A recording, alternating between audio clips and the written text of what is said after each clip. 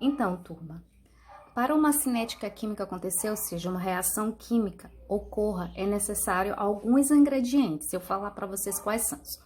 O primeiro, que é primordial, é que os reagentes devem entrar em contato. Se os reagentes não estiverem em contato, vocês nunca terão um produto final, ou seja, nunca terão uma reação química. Segundo, deve haver afinidade química entre os reagentes. Alguns elementos possuem mais afinidade do que com outros. Por exemplo, o sódio, o elemento metálico sódio, ele tem uma grande afinidade com a água. A afinidade é tão grande que se a gente reagir o sódio com a água, a gente pode gerar até uma explosão. Outro pré-requisito para que uma reação química aconteça: as colisões entre as partículas dos reagentes devem ser eficazes. A gente viu que para uma reação acontecer, as moléculas devem colidir umas com as outras e essas colisões devem ser eficientes, eficazes. E quarta, deve-se atingir a energia de ativação. Na aula passada eu já até falei sobre o que seria essa energia de ativação, que é a energia mínima necessária para a reação acontecer. Então, essa energia ela está diretamente relacionada com a velocidade da reação. Quanto menor a energia de ativação, mais rápida é a velocidade, a cinética química de uma reação. Quanto menor essa energia de ativação, quanto maior, quer dizer, essa energia de ativação, mais lenta a reação. Vamos pensar no seguinte: se eu preciso percorrer um caminho e se eu percorrer esse caminho e eu conseguir percorrer em um tempo mais curto, significa que eu precisei de uma menor energia de ativação. Em compensação, se eu percorrer esse caminho e eu levar muito mais tempo para percorrer esse caminho, significa que eu usei uma grande energia de ativação. Então, para a gente ter esse entendimento de velocidade, a gente tem essa relação. Quanto menor a energia de ativação, mais veloz é a reação química, ou seja, há uma cinética de transferência de reação química muito mais rápida. Os reagentes, como eu falei, devem entrar em contato, ou seja, as moléculas desses reagentes precisam entrar em contato para que suas partículas possam colidir, as partículas dos reagentes. Vamos supor, reagente A e reagente B, as moléculas do reagente A devem colidir com as moléculas do reagente B. Quando essas moléculas vão colidir umas com as outras, elas conseguem romper as ligações dos reagentes e formar, portanto, os novos produtos. Então, para toda reação química acontecer, inicialmente, os reagentes devem entrar em contato. Segundo, deve haver afinidade química. Como eu falei ainda há pouco, o sódio ele tem uma afinidade enorme com a água. Coloquei até nessa figura como exemplo, que é uma reação química do sódio com a água. Se a água reagir com ouro, ela não vai ter a mesma afinidade. Tanto que o ouro é um metal que ele não se oxida facilmente e é por isso que é considerado metal nobre e muito utilizado. Já em compensação, o sódio metálico não, ele tem tanta afinidade com a água que se ele reagir com a água, ele gera até uma explosão. Então, tem alguns elementos que têm maior afinidade com outros elementos, assim como tem alguns elementos que têm menor afinidade com outros elementos. Aí a gente tem a terceira sustentação, para que aconteça a colisão, que a gente tem a teoria das colisões. O que é a teoria das colisões, É que para que aconteça uma reação química, ou seja, que eu tenho novos produtos, as reações entre os reagentes devem ser eficazes. Mas o que eu quero dizer isso quando eu digo que devem ser eficazes? É que elas têm que ter uma orientação definida, Olhando aqui essa figura, a gente olha essa bolinha amarelinha e essa bolinha azulzinha. A gente percebe que a setinha delas estão de encontro uma com a outra. a setinha da bolinha amarelinha está de encontro com a setinha da bolinha azul. Significa que eles vão entrar em contato porque eles estão no mesmo sentido. Isso que a gente quer dizer que os reagentes devem entrar em contato e deve ser eficaz, ou seja, os reagentes devem entrar em contato porque eles estão no mesmo sentido, gerando um produto novo. Mas se o contrário acontecer, se a bolinha azul, que é o reagente, vamos chamar de reagente a orientação dela estiver para outro lado, e a bolinha azul, a orientação dela está para outro lado, não haverá reação, porque as moléculas estão direcionadas para outros lados. Então, para que aconteça uma colisão e ela seja eficiente, né? Segundo a teoria das colisões, as moléculas devem ter a mesma orientação, no mesmo sentido, para que elas possam se encontrar e possam o quê? Colidir umas com as outras e assim formar um novo produto.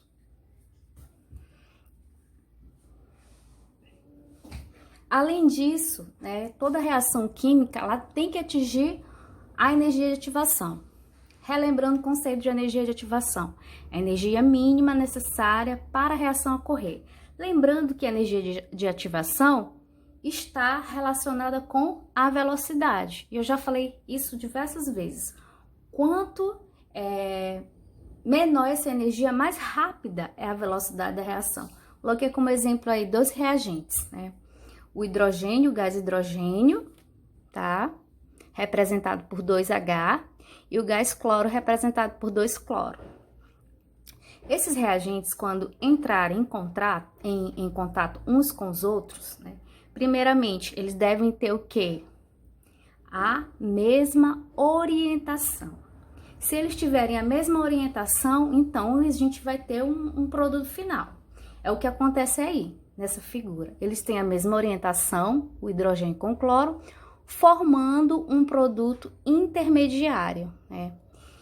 Esse produto intermediário é que a gente chama de complexo ativado. O que seria esse produto intermediário? Seria o intervalo entre o início da reação e o final da reação, né? Esse complexo ativado é não vou dizer que é um subproduto, mas é um intermediário mesmo da reação. Ele não é mais um reagente, mas também ele ainda não é o produto final da reação. Ele é um complexo que surgiu dos reagentes e está se transformando para dar origem ao produto final, que é o HCl. Então, para essa reação acontecer, inicialmente tem que ter orientação favorável dos reagentes, gerando então uma colisão eficaz. E também, além disso, o sistema tem que ter uma energia mínima, que a gente chama de energia de ativação, e quanto menor essa energia, mais rápida é a reação. E como produto desse intervalo, né, a gente tem o complexo ativado, que ainda não é meu produto final, é meu intermediário da reação. Após o processo final de toda a reação, a gente vai ter um produto final, que já é o meu HCl, né, com a formação de novos produtos. Então, a lei da velocidade, para se medir a velocidade de uma reação química, ela é representada pela expressão matemática a seguir, que relaciona as concentrações dos reagentes. Olha bem o que eu estou falando. A lei da velocidade é uma reação dada pela expressão matemática que relaciona a concentração dos reagentes, não dos produtos, dos reagentes, com a velocidade. E essa equação é representada por essa expressão matemática, V igual a K, K é uma constante, onde eu tenho aqui esse colchetezinho aqui, que representa na química concentração, então eu tenho aqui a concentração de A elevada a alfa, vezes a concentração de B elevada a beta. Quem seria alfa e beta? Alfa e beta são valores que a gente obtém experimentalmente, tá? São as incógnitas da lei da velocidade. Para reações elementares, né, que a gente A cinética química, ela divide as reações químicas em reações elementares e não elementares. O que seria exatamente essas reações elementares? Aqui eu coloquei o conceito, são aquelas que acontecem apenas em uma única etapa. As reações químicas, elas podem acontecer em uma única etapa ou várias etapas. Se a reação química acontecer em apenas uma única etapa, a gente diz que ela é uma reação do tipo elementar, tá? Aí eu coloquei aí um exemplo de uma reação química que acontece em uma única etapa, que é a reação do CO, monóxido de carbono, com oxigênio, produzindo gás carbônico. Aí eu falei que a equação química da velocidade só envolve quem? Só envolve somente os reagentes. Por isso que eu coloquei aqui, V igual a K, CO, primeiro reagente, elevado ao 2. Quem é esse 2, professor? Esse númerozinho bem aqui que eu coloquei aqui na frente, a minha incógnita. Vezes o oxigênio, que é o outro reagente, elevado a 1, que é esse umzinho bem aqui que está na frente dele, a incógnita. Vou repetir. Eu tenho aqui a equação, né? E a equação química da velocidade, eu falei para vocês que é V igual a K. K é uma constante e eu tenho valores de concentrações, né? E nesses valores de concentrações, aí eu tenho aqui, ó, V igual a K vezes CO, meu primeiro reagente, elevado a 2. Esse 2 é essa incógnita. Vezes O2 elevado a 1, que é essa incógnita bem aí na frente do O2, tá? Então, quando uma reação química é elementar, os expoentes da lei da velocidade são os próprios coeficientes estequiométricos. Eu não entendi ainda o que é esse coeficiente estequiométrico. São os numerozinhos que fica bem aqui na frente dos reagentes. Eu tenho 2 reagentes monóxido, tenho 2 bem aqui, é o meu coeficiente, por isso ele veio para cá para cima. Isso só acontece para que tipo de reação? Elementar. Que tipo de reação é essa? É aquela que acontece apenas em uma única etapa. As reações não elementares são as reações que acontecem em várias etapas. Que a gente vai ter uma etapa lenta e a gente vai ter uma etapa mais rápida, né? Coloquei um exemplo bem aí. Considere reação não elementar, né? Por que ela não elementar? Porque ela acontece em mais de uma etapa. Eu tenho o NO e tenho o hidrogênio, né? 2 reagentes. Esses 2 reagentes, eles vão interagir. Para que ocorra a interação, eu lembro dos pré-requisitos que são necessários. Quais são? Uma energia mínima para a reação acontecer, uma orientação favorável e que esses reagentes entrem em contato um com os outros e assim tenha uma colisão efetiva. Isso que eu acabei de falar são todos os pré-requisitos para essa reação realmente acontecer. E foi o que aconteceu aqui, ó. Aí depois disso, eu tenho uma setinha dizendo que a reação que aqui antes da seta são os meus reagentes que vão dar origem a quem? Aos produtos. E como produto final dessa reação, né, eu tenho o nitrogênio gasoso e tenho a água também no estado gasoso. Aí eu coloquei aqui, ela ocorre em 2 etapas. Isso significa que está diretamente relacionada à reação não elementar. Aí eu tenho quais etapas? A etapa lenta, né? E eu tenho a etapa rápida que já me produz o meu produto final. Mas a lei da velocidade será aplicada a qual etapa? A etapa lenta ou a etapa rápida? Então, a lei da velocidade, ela será aplicada sempre à etapa lenta. Então, vocês vão levar em consideração aqui a primeira etapa da reação.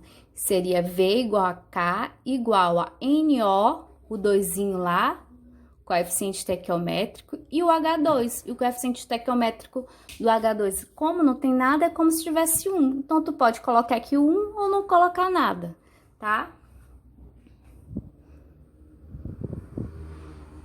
A ordem de uma reação. O que seria essa ordem de uma reação? A ordem de uma reação em cinética química nada mais é ela expressa a relação existente entre o reagente e a dependência existente entre a concentração e quantidade de matéria desse reagente e a velocidade, tá? E isso geralmente acontece em laboratórios, que você quer definir esses valores bem A, B, C das reações químicas, que eles são definidos como? Experimentalmente, tá? Coloquei aqui uma reação genérica. A setinha até saiu do lugar, mas essa setinha é bem aqui, tá?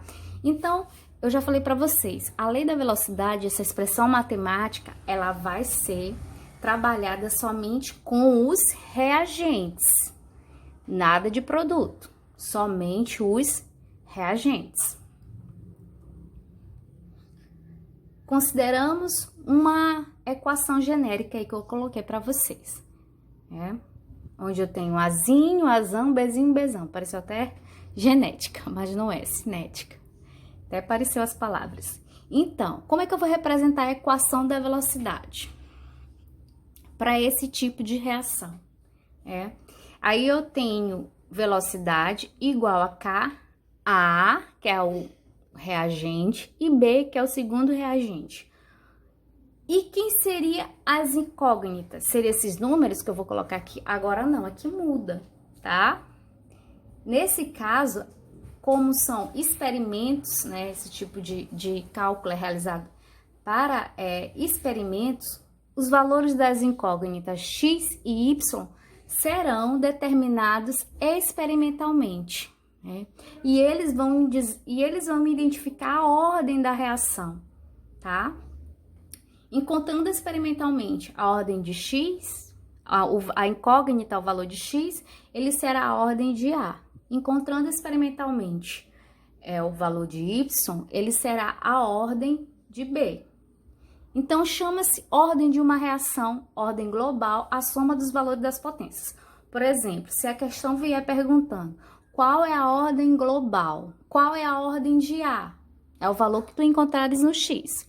Qual é a ordem de B? É o valor que você encontrar no Y. Agora, se a questão perguntar assim, qual é a ordem global? Aí é muito fácil, é só vocês somarem o valor de X com o valor de Y. Aí vocês terão, portanto, o valor da ordem global. Vamos ao exemplo 1. Desculpa pelas batidas, tá? Então, eu tenho um experimento sendo realizado no laboratório e esse experimento, ele envolve 3 reagentes. O A, o B... Ixi, caiu. Então, voltando. A gente tem um experimento sendo realizado no laboratório com 3 reagentes. O A, o B e o C, né? E esses experimentos estão sendo realizados em concentrações diferentes.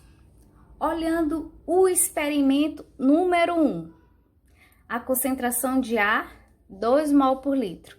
A concentração de B, 3 mol por litro. A concentração de C, 1 mol por litro.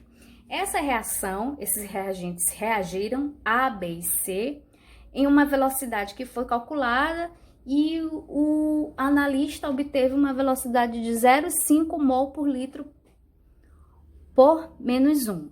Certo? Isso é a primeira velocidade. Já a segunda velocidade, né?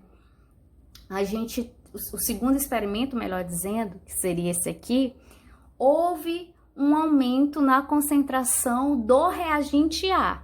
Olha aí, ó. Aumentou para 4. Se houve um aumento na concentração do reagente A, será que isso vai influenciar na velocidade? É claro, lembra lá dos conceitos iniciais de cinética química? Que quando a gente aumenta a concentração de um reagente, a tendência da velocidade é aumentar também. E se a gente observar, ó, quando aumentou-se a concentração de A, a gente percebe que a velocidade houve um aumento também, que foi para quanto? A velocidade inicialmente no experimento 1, onde a concentração era 2 mol, a gente tinha uma velocidade de 0,5 mol por litro a menos 1. Quando eu dobrei a concentração de A, a velocidade aumentou também. Ela aumentou para quanto? 2 mol por litro a menos 1. Isso sempre acontece? Depende. Alguns reagentes vão influenciar na velocidade da reação química e outros simplesmente não vão influenciar. E a gente vai observar isso ao longo dos estudos. E eu coloquei aqui para vocês uma tabelinha só para a gente entender os cálculos, tá? Sempre que a concentração de um reagente, por exemplo, que nem esse primeiro exemplo, esse segundo experimento aqui, sempre que a concentração dele for dobrada, né? E a velocidade da reação permanecer constante, ou seja, não houve nenhuma variação na velocidade da reação química, a gente diz que a ordem da reação é igual a zero. Ou seja, aquela incógnitazinha do número lá em cima é zero. Sempre que a concentração do reagente é dobrada e a velocidade da reação também é dobrada, na mesma proporção, a gente diz que a ordem da reação é igual a 1. Se a concentração do reagente é dobrada e a velocidade da reação quadruplica, né? A proporção aumentou um pouco, né? Ficou 1 para 2. Mais ou menos isso. A gente diz que a ordem da reação é igual a 2. Então, a gente tem que ter em mente essa tabelinha para a gente lembrar e resolver os cálculos. É extremamente necessário. Eu vou falar novamente aqui ela para a gente entender melhor. Sempre que a concentração de qualquer reagente dobrar, seja o A, o B, o C, ou qualquer reagente de qualquer exemplo dobrar, e a velocidade do reagente não se alterar, permanecer constante, a velocidade da reação, melhor dizendo, significa que a ordem daquele reagente é igual a zero. Sempre que a concentração for dobrada e a velocidade dobrar igualmente, a ordem vai ser 1. Sempre que a concentração for dobrada, mas a velocidade, em vez de dobrar, quadruplicou, né, a ordem vai ser igual a 2. Vamos colocar mais uma aí. Se a concentração dobrar e a velocidade sextuplicar, qual seria a ordem da reação? A ordem agora seria quanto? 3. E assim vai, sucessivamente. Vou colocar esse primeiro exemplo 1. Não sei se eu coloquei no slide posterior. Coloquei, mas já coloquei como resposta final. Vamos olhar aqui inicialmente. Como é que a gente faz os cálculos para esse tipo de questão, né? A gente tem que prestar muita atenção e lembrar dessas regrinhas aqui. Com essas regrinhas, eu não erro nenhuma questão de cinética química, porque a maioria das questões de cinética química são essas questões aqui, que até porque na aula passada a gente viu aquelas questões que são bem simples, e essas aqui são as que dão um pouquinho mais de trabalho, tá? Mas que, com as regras em mente, eu consigo resolver com maior facilidade. Olhando a reação 1 e olhando a reação 2, né? A concentração de A é 2 mol por litro. A concentração no experimento 2 é 4 mol por litro. E se eu olhar a concentração...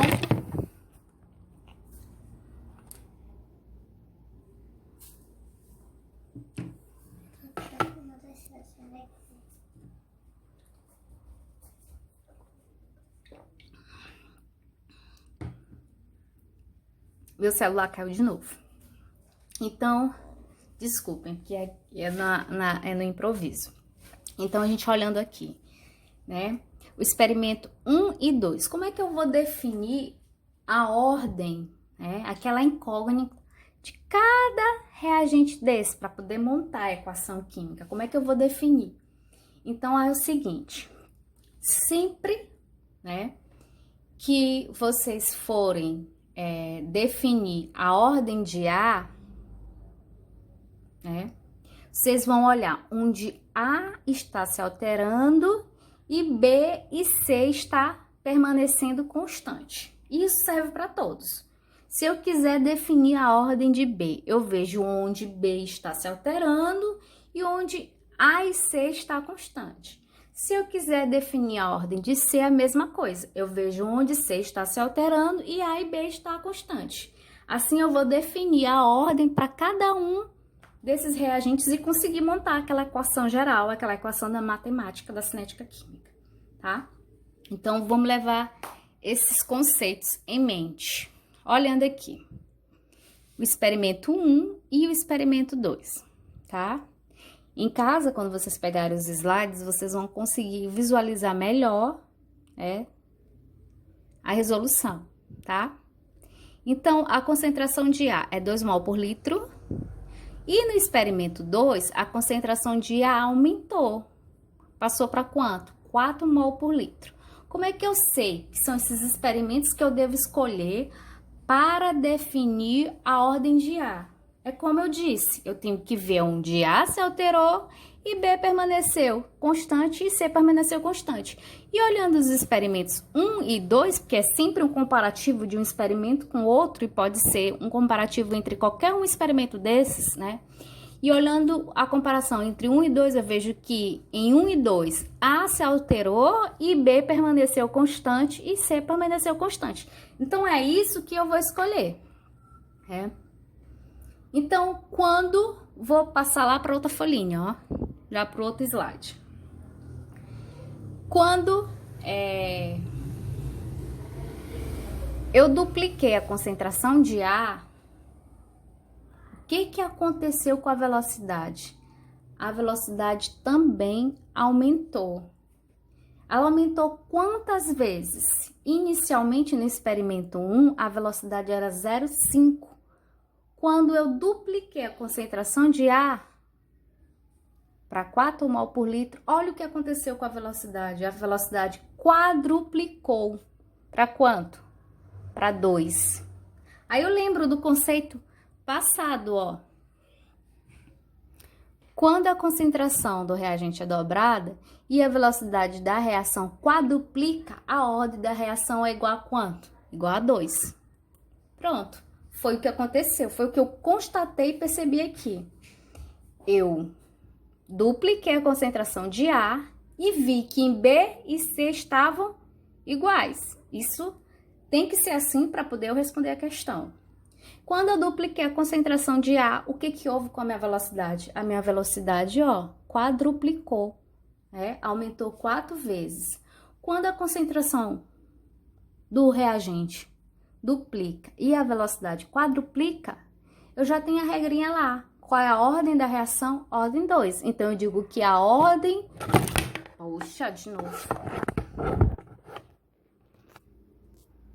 Voltando. Eu digo que a ordem do reagente A é quanto? 2. Vamos agora fazer o B. Então, para fazer o B é a mesma coisa. Eu tenho que olhar onde A permanece constante, C permanece constante e o B modifica, tá? Olhando, eu tenho um experimento, olhando todos os experimentos, eu vejo que o experimento 2 e 3 eu posso fazer essa comparação. Por quê? Porque aqui no 2 e 3 o A tá constante e o C tá constante e o B tá se alterando, tá? O que houve com o B? Olhando o experimento, no experimento 2, a concentração de B era 3 mol por litro. E a velocidade dele era quanto? 2 mol por litro por minuto a menos 1. No experimento 3, a gente já vê que a concentração de B aumentou. Para quanto? Para 6 mol por litro. Mas o que houve com a velocidade? A velocidade não se alterou, Falei ainda há pouco para vocês que às vezes os reagentes não vai alterar a velocidade. Ou seja, quando a concentração do reagente é alterada e não há mudança nenhuma na velocidade, a ordem é 0. Por isso que o númerozinho, a incógnitazinha que eu coloquei em B, bem aqui, foi quanto? 0, certo? Já aqui, na concentração do reagente C, tá? A gente vai fazer a mesma coisa. Para definir a ordem de C, eu tenho que ver onde C está se alterando e A e B está constante. E olhando, a gente vê que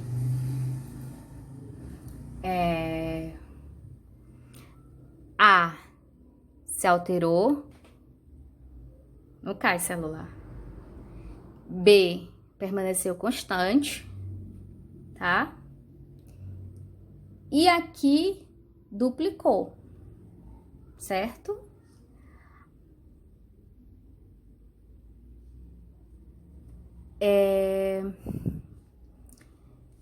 Quando duplicou a concentração de C, né, a velocidade aumentou também.